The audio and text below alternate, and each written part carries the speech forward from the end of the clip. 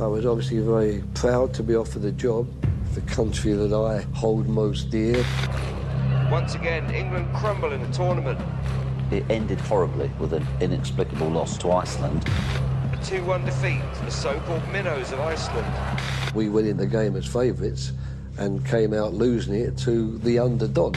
Hodgson's time as a top-flight manager must be in serious doubt.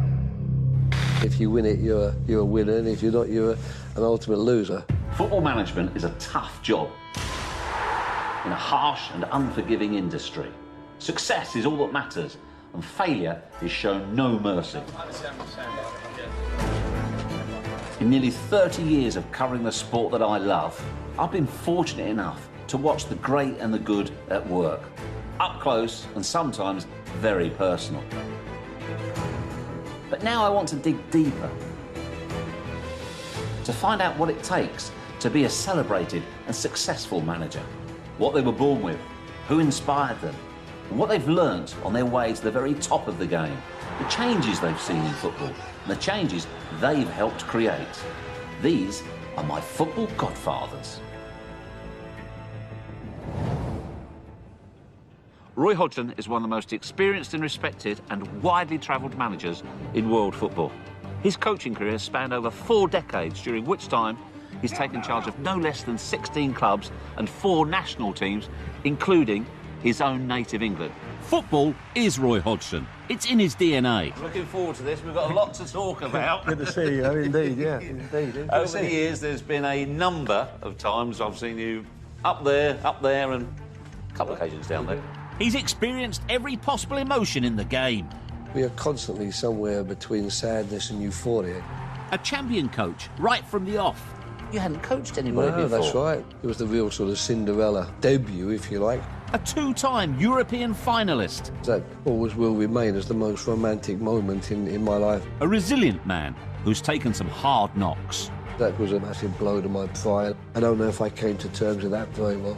but came back to the very top. A return to the fairy tale start of my career.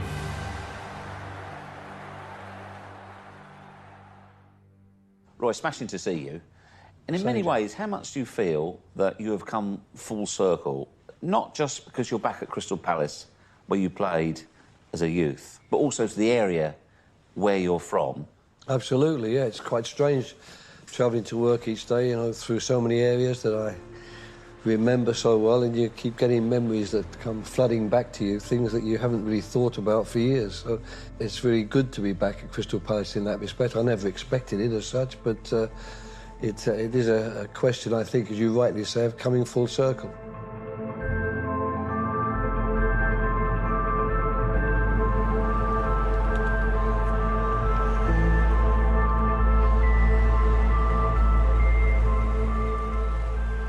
What was your very first footballing memory? I could point to one specific game, and that was funny enough, a Chelsea game, which I suppose that's what made it different, maybe. I remember going to Chelsea against Blackpool. I don't know how old I would have been. I'd guess 6 or 7 years of age. I remember watching the game on my father's shoulders. It was that famous Blackpool team with Matthews and Mortensen, Harry Johnson, and I remember the crowds, and it seemed to be so much of a bigger game than the Palace games I was watching in Division 3 South. And coming out, in particular, the rush of people, it must have been the Shed End, I guess, the rush of people coming out and the crush. So I definitely remember that.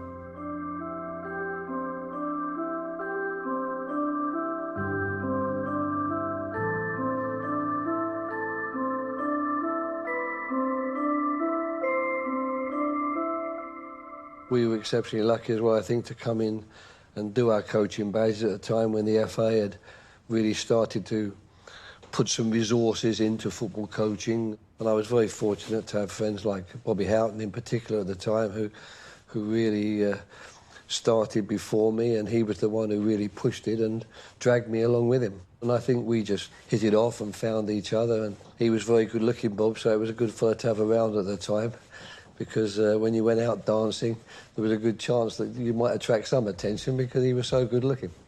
He definitely was a good mate to have then, wasn't he? He was a good mate to have in every respect.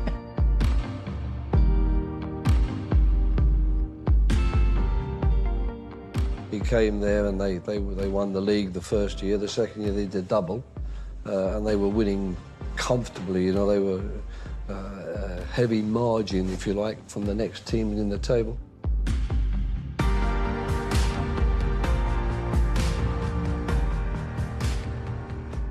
I don't know that they immediately thought, we're going to do this. I think, first of all, they ran the gamut of any Swedish coaches who might possibly be available and want the job, but I think they got knocked back so many times that in the end I was all that was left.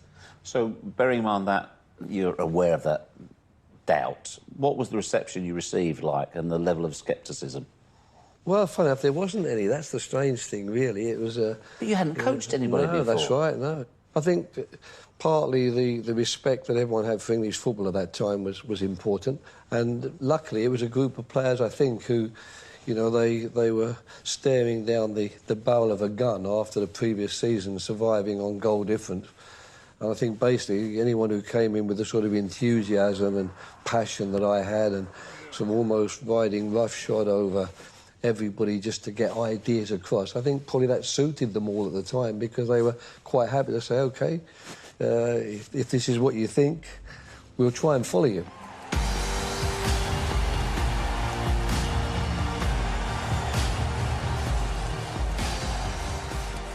You say luckily you won the league at your first time of asking, didn't you? Yeah, that was a magical time, really. It was the real sort of Cinderella debut, if you like, certainly of a coaching career, but also a Cinderella moment, because we were absolutely tipped by everybody to go down at the start of the season, because they'd signed only one player and lost 5. And it was all players who'd come up from the so-called reserve team that were now forming the first team group. We were given no chance, so to actually win it was beyond everyone's expectations, and still, I suppose, that always will remain as the most romantic moment in my life, that journey home when we secured the championship one game before the final.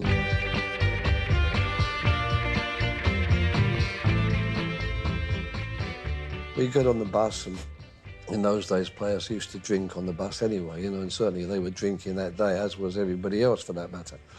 And we're driving about halfway down the major motorway that goes from Jönköping through to Halmstad, and suddenly this guy, Stig Nielsen, the team manager, looks at his watch and says, they've got the sports programme on in 5 minutes. You know, they're going to be showing, you know, the images of us securing the championship. So he says to the coach driver, he said, right, next exit, just pull off the exit and drive into the first village, which the guy does. And we drive into the village. He does no more than jump out of the coach and knock on the first door that he comes to. And a Swedish fellow opens the door and he says, excuse me, you know, I'm Stig Nielsen, I'm with Halmstad Ball Club here. He said, we've just won the Allsvenskan for the first time ever. It's going to be shown on the TV in a minute. Can we come in? And even more amazing, the fellow said, yeah, please, come in. So suddenly 20, 25, 30 people pile into this guy's front room to watch this 2 or 3 minute excerpt showing Halmstad beating Norrköping to win the championship and jumping around, enjoying it. We thanked him very much, got back on the coach and drove on. I don't think even Leicester would have done that when they had their Cinderella moment.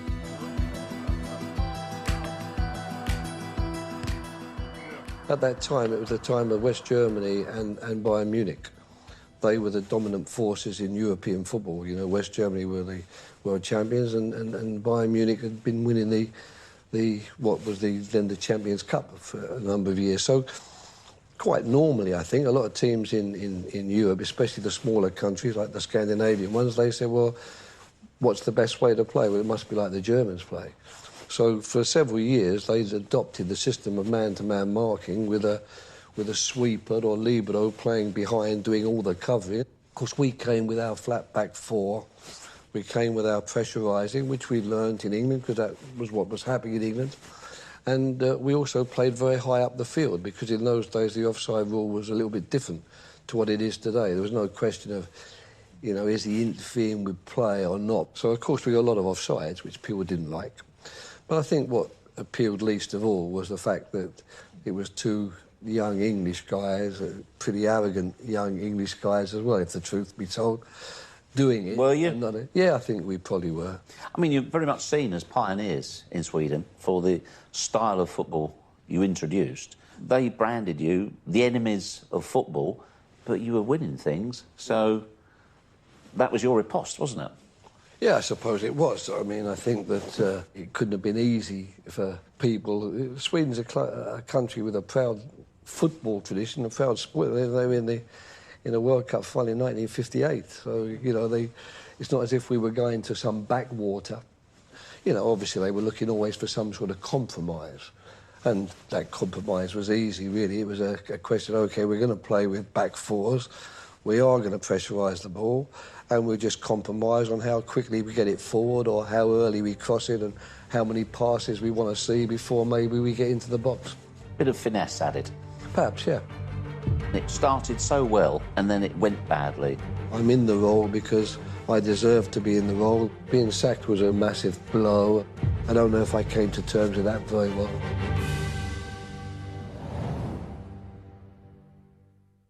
I'm looking forward to this. We've got a lot to talk about. I'm with football godfather Roy Hodgson, a man who helped revolutionise football in Sweden. That was a magical time, really. It was the real Cinderella moment. A cosmopolitan coach whose footballing odyssey has seen him manage in 8 countries during a coaching career that has spanned over 40 years. I've got something to bring a smile to your face. Yes, that's wonderful, yeah. Juventus. A career that is still going strong. Over the years, what do you think has been the most valuable lesson that you've learnt? I think the most valuable lesson is the importance of humility. I think football is a game which does humble you, because it is a game, and however well you think your work might be and whatever hopes you have that the work you're doing is going to improve a team and improve results, it is at the end of the day a game, and things will go against you, sometimes undeservedly so. So I think humility is a very, very important quality, and I'm not certain that Bobby and I had that when we were younger, but we've certainly learnt it.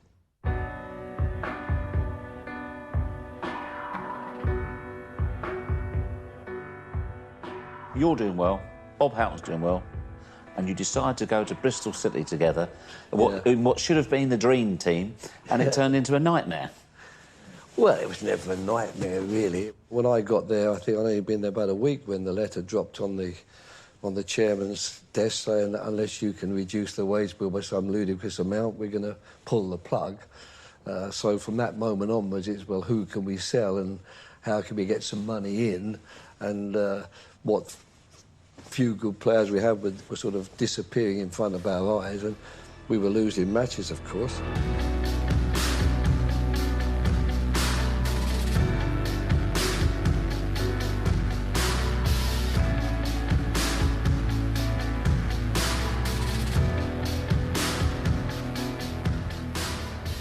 Bob went to Toronto, which he invited me to go with him. But I thought maybe that wasn't such a good idea. I should really try and get another job. And really, that's the only opportunity that came my way, was someone who took pity on me and said, well, he didn't do that badly at Halmstad, we'll give him a go here.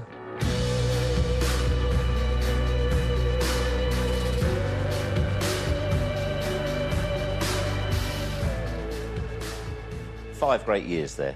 Titles on the bounce. There's now a part of Malmo Stadium which is named Roy's Corner. Yeah, that's a little group of sort of fanatical fans.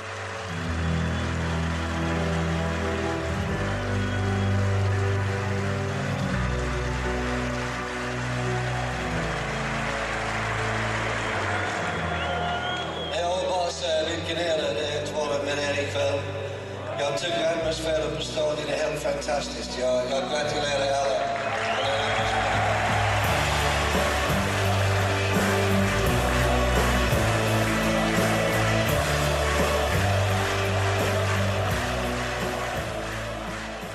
Obviously, with all your success there, does it bring a wry smile to you that when you first went to Sweden, there was resistance to your methods and style? I don't know that there was ever resistance from the players. That's the thing. I think, to be fair, the resistance was from the outside. All it did really was add to our bit of a siege mentality, in a way that, you know, we know what we're doing. They're only jealous because they can't beat us at what we're doing. So we never really felt that we were in any way ourselves as coaches damaged or affected by the fact that there was resistance, because the resistance was coming from the Swedish Football Association, and, you know, this isn't fair, you know, they're playing like this and we can't beat them.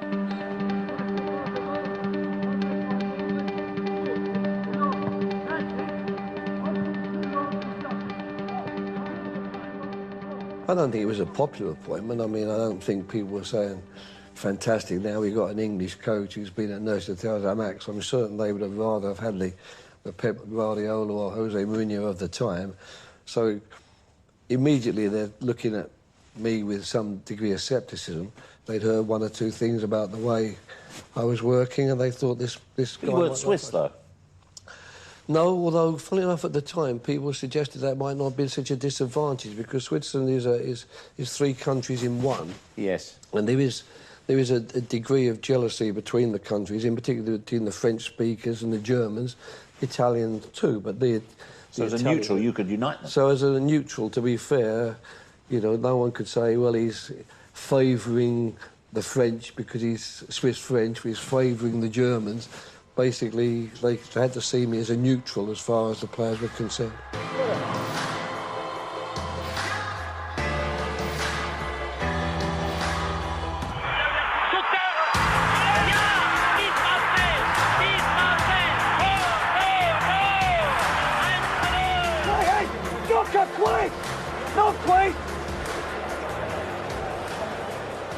I think they were quite looking forward to new ideas, fresh impulses, and to be fair, that team that I took over in the 95-96 season wasn't really full of the so-called, you know, big names that people expect. The names that people would know really would Paul Ince, I suppose, would have been, and Roberto Carlos. They'd have probably been the 2 really big names. I don't know these were the sort of players anyway who were that big that they'd be saying, who's this coming to coach us? The second year we added some bigger names.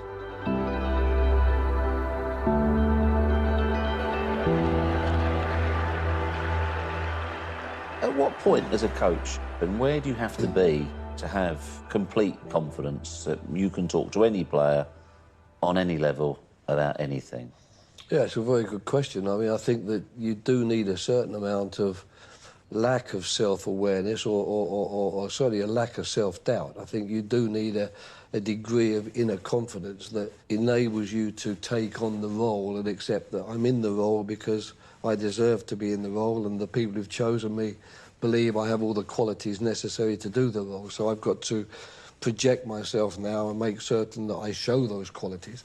I think that if you start doubting yourself too much and wondering, I wonder what this player's thinking or that player's thinking. But on the other hand, I think you do need the people skills to a large degree and an awareness of how you treat people and how you react with them. I've always tried very hard to be respectful to players and to make certain that they realise that all the coaching and the things I'm telling them, or maybe sometimes even criticising, it's certainly not them I'm criticising, or it's no disrespect to them or what they've done in the game. It's purely a question, really, of trying to get the best out of what they can do for the benefit of the team.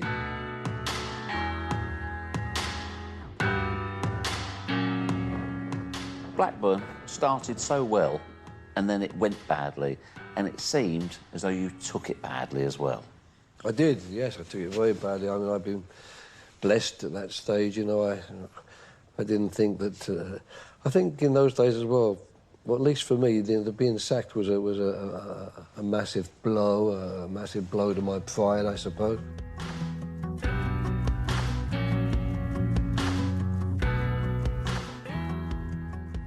What sort of body blow was it to your confidence the first time you're sacked? I was more angry, I think, angry at it happening. But then you start after a while turning in on yourself, as one perhaps should do, and then you get a bit angry with yourself. Because it happened in England, did that amplify your feelings? It was probably the amount of praise and the way I was treated and looked at in that first year when we did so well. I know I got at least 2 Manager of the Month awards and was nominated as the Manager of the Year, etc., etc. If my head ever became too big, it was a result perhaps of what was said and how I was talked about in that first season, and then contrasting that with the start to the second season where we did poorly. I don't know if I came to terms with that very well. I should think that was something, if I was to look back and see what I was doing, what I was saying, how I was reacting, I would be mortified now and say you shouldn't be doing those things. But you do it, unfortunately. Hindsight is a wonderful gift. It is a wonderful gift. I don't have it.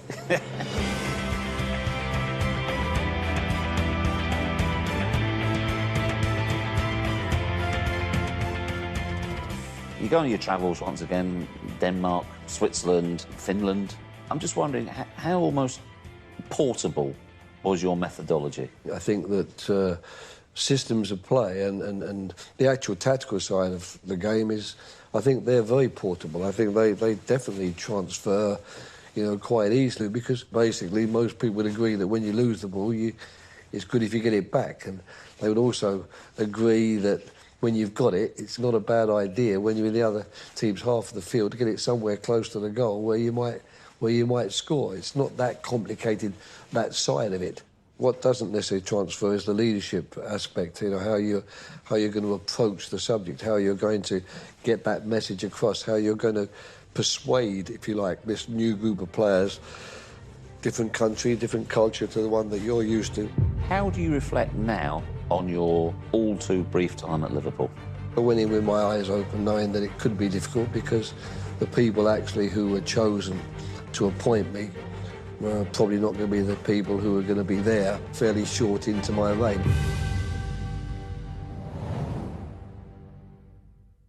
I think football is a game which does humble you. I'm with Roy Hodgson, a football godfather whose managerial journey has seen him coach 16 club sides and 4 national teams. That was a massive blow to my pride. I don't know if I came to terms with that very well. A man who has experienced the extremes of the highs and lows of football. We are constantly somewhere between sadness and euphoria. In 2007, Roy was appointed manager of Fulham. He rescued them from the brink of relegation and took them to the Europa League final. I've got something that's going to guarantee to bring a smile to your face. That's the programme. Oh, yes, that's wonderful, yeah. Juventus. Fulham against Juventus. Yeah, that was a wonderful game. Fulham really was 3 wonderful phases for you, wasn't it? To avoid relegation on the last day. Yep. That incredible UEFA Cup run, which led to you being voted by some distance the LMA Manager of the Year. That was a wonderful period of time. It was fantastic, really, to get that opportunity, because that was also a return to the fairy tale start of my career. It wasn't quite Harmstead Ball Club 1976, but there was an element of it.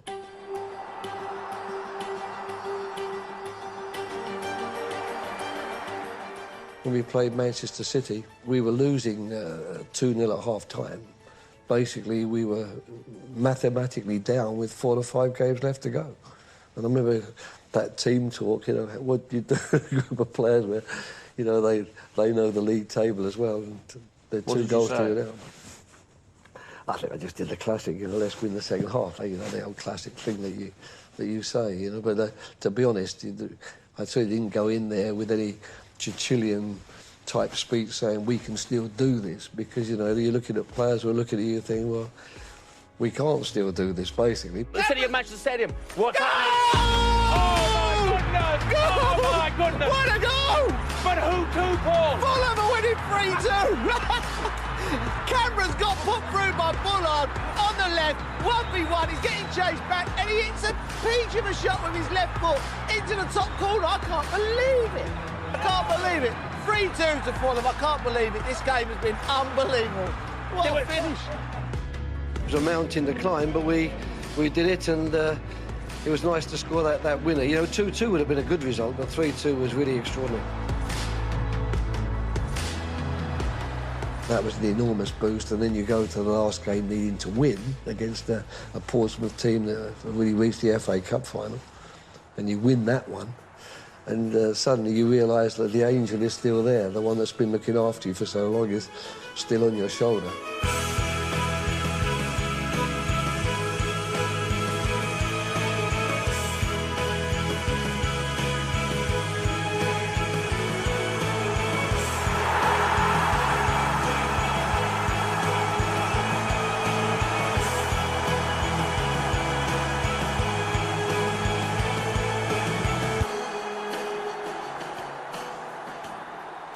It's quite amazing, really, that we did so well, because all of the teams we played, funnily enough, as we got to the knockout stages, had come from the Champions League.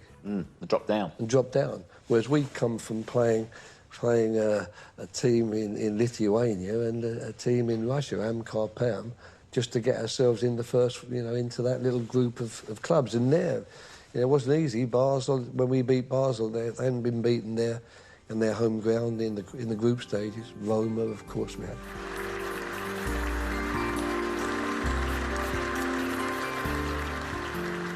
Wonderful run. You had the whole country behind you as well. What did it mean to you when you won that award? Yeah, it was fantastic. It was some very nice things said. Alex, you know, made some very, very nice comments about it. It was a very proud moment. There's no doubt about that.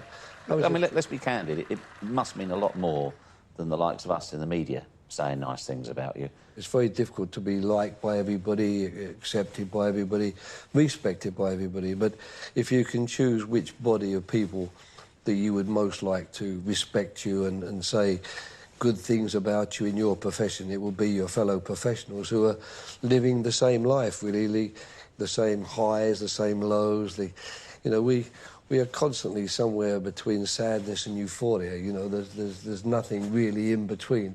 And sometimes the danger of that is that sometimes in your sadness and despair at a poor result, you perhaps shouldn't be so sad and so despairing because the team has played extremely well, and vice versa. In your euphoric moments, you should be watching out because yes, you've got the result, but actually you didn't do well at all. The team played very badly. You were just unbelievably lucky. Well, as you know, often you cannot apply common sense and logic to football. No. Quite often. We have to try to, that's the only thing. We have to try to.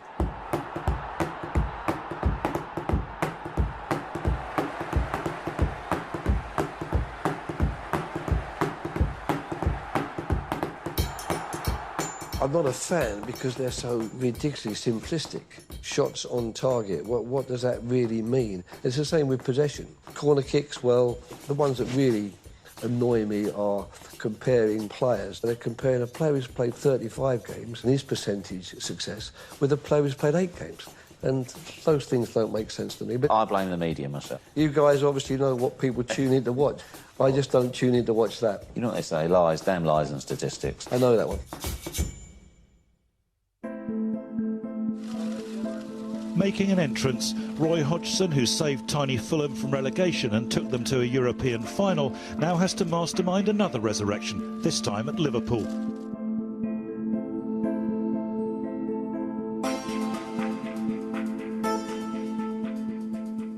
How do you reflect now on your all-too-brief time at Liverpool? Well, I had to take the job, really, you know, when it was offered to me, because Liverpool is a fantastically big club.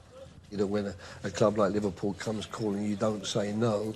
But I also went in with my eyes open, knowing that it could be difficult, because the people actually who were chosen to appoint me were probably not going to be the people who were going to be there, even fairly short into my reign. And, of course, that's what happened.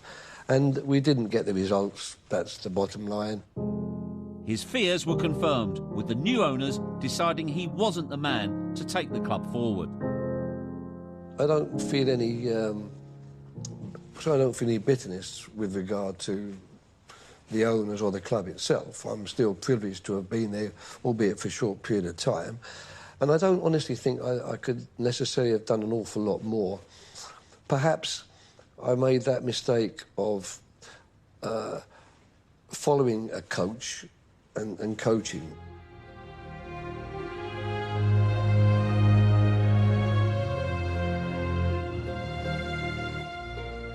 Jamie Carragher said to me, maybe if you'd have come in and done a bit less coaching and a bit less tactical work and, you know, maybe just a few more games and five-a-sides and, you know, cheery practices, whereas really what you did, you carried it on as it had been, basically, because there had been a coach there before in Benitez who'd coached the team very well and was tactically disciplined. I suppose I'm carrying on the same way.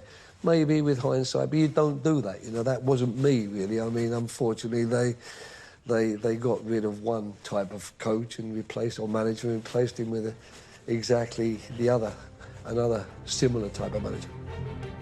It ended horribly with an inexplicable loss to Iceland. No losses are inexplicable, I'm afraid. You know, you lose because you don't do what you need to do on the day. And we went in the game as favourites and came out losing it to the underdogs.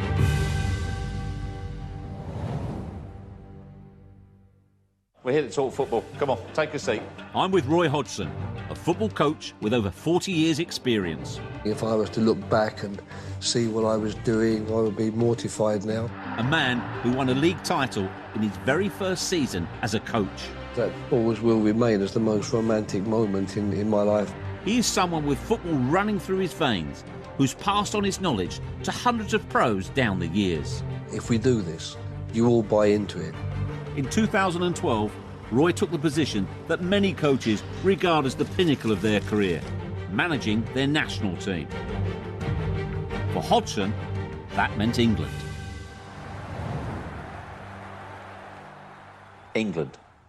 You'd managed other nations. Did you go in with your eyes wide open that England would be different? I knew it would be very different in terms of perception and the pressures of the job, because, you know, it's a much bigger football nation, you know, with respect to Switzerland, with what, 8 million people at the time, I think maybe 10, and Finland with 6. And what's more, here I'm coming back to the country of my birth, the country that I hold most dear, and what's more, a country which really is renowned for its football passion. And, of course, for the scrutiny that being an England manager brings with it. So I suppose I went in with my eyes wide open in that respect. I'm looking forward enormously to the task ahead. Everyone knows it's not an easy one. But I'm also hoping that everybody, fans, supporters, everybody within the country will get behind the team, because it's the team that counts. It's the team which will win us matches. And what I would do is I'll do my very best to make sure the team is as well prepared as possible for the task that lie ahead. So I'm grateful for the chance to be the manager of England, and I'm really looking forward to it. I didn't think it was going to be that much different to coaching the other national teams in terms of the work we would do in the training sessions and in preparations for the game, and that was really very much the case. I was obviously very proud to be offered the job, because if you treasure your football career, I don't think you're going to get a better accolade to the career you've had than being offered the job of your own national team at the end of it. So it was a really good moment when I was offered the job, and I've got to say that the 4 years, when I look back on them, I look back on it more with pleasure and pride than anything else. I'm just obviously, like everyone else, connected with England, and that would include very much the players I work with. We were all very disappointed that when it came to the tournaments, we weren't able to recognise some of the potential which I thought we'd shown in the qualifying periods.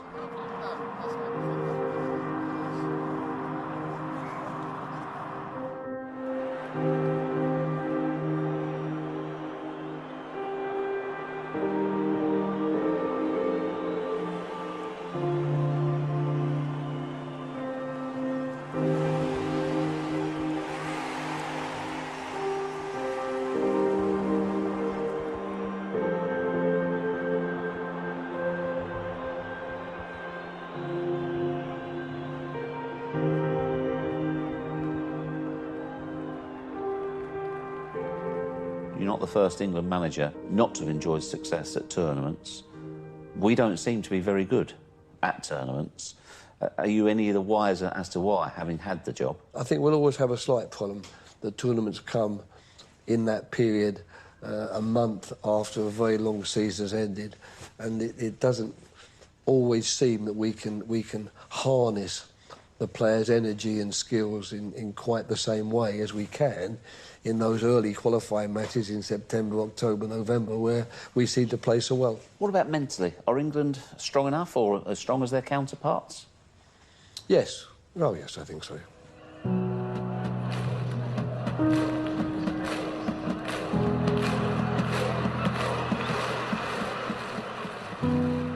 It's just a very disappointing performance.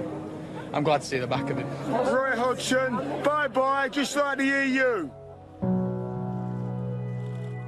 I'm no longer the England manager. My time has been and gone. I'm really, really disappointed. I didn't see the defeat coming. Both myself, my coaching staff and the players, of course, we feel very, very sad that we couldn't deliver what we wanted to deliver.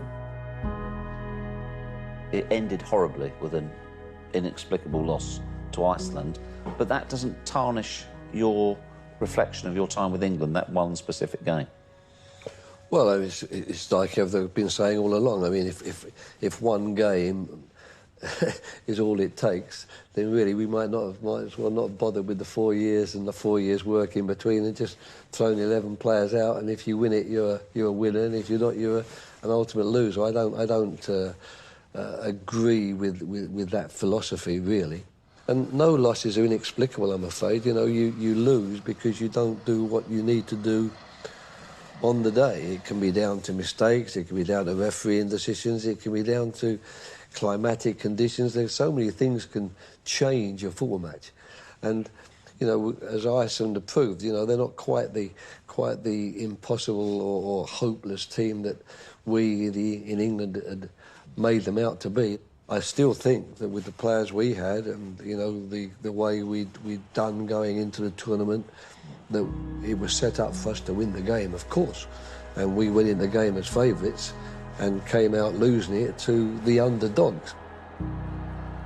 I think you'll see a lot of teams as well that you don't, at this moment, consider as being any good at all, or teams which, you know, we as football experts might think, well, they're not a threat.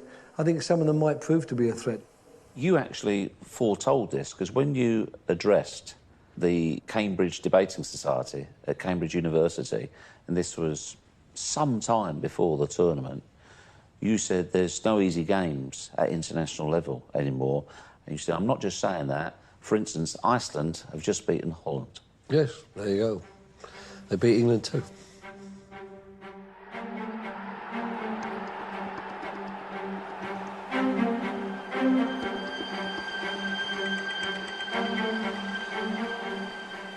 The very first time you walked along the dugout, were you tempted to look up on the terraces, the spot where you stood as a boy?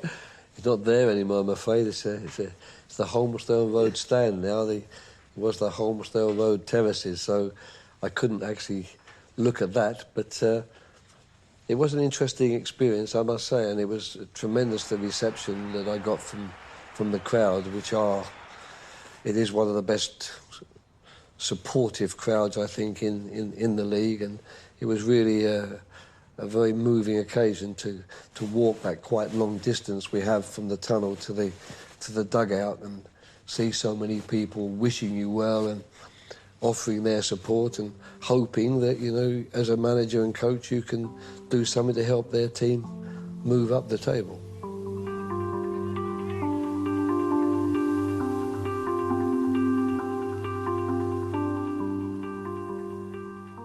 If Roy Hodgson now could go back in time, what advice would you give to a young Roy Hodgson who just started out his journey? That's a very good question. I know what advice I would give to young coaches starting out today. I'd often say to them, don't be too anxious to start at the highest level too early. I mean, I didn't do that anyway, really. I did it with first teams, but at least it was in a different environment to the sort of even somewhat toxic environment we have sometimes at coaching and management level here in England at the league clubs, because I think you need to get some coaching behind you before people start making those very stern judgments they're going to make on you and your ability. And there's such a risk these days that we're going to lose a lot of good coaches because they'll get a good job pretty early on without having a lot of experience to fall back on, and before they know where they are, the results won't have gone the way the club wants. They'll find themselves out of work, and a couple of sackings later, their career's over. So I think my advice to them would certainly be, don't be afraid to take it a little bit easy in the beginning and get in the game and stay in the game and get your coaching and wait for those bigger moments to come along, and don't necessarily feel aggrieved that you haven't stepped straight into the top job the moment you've hung your boots up. This career has spanned over 4 decades, 16 clubs, 4 countries. Do you still enjoy it as much, or do you possibly enjoy it more? Certainly as much, Jeff. I mean, it's hard to quantify, really. I know that in the year that I didn't work after England and was debating whether I wanted to continue or not, the longer the year went on, the more I felt you could still be doing this, really. You know, you've got the energy still, you've got the passion and the enthusiasm still. You're as fit probably as you've been for a number of years. You know, you could be doing this. So when a great opportunity came along, and when Steve Parish and Dougie Freedman, you know, called me and said, you know, what about coming to Crystal Palace, it was fantastic. It was just the right time for me, really.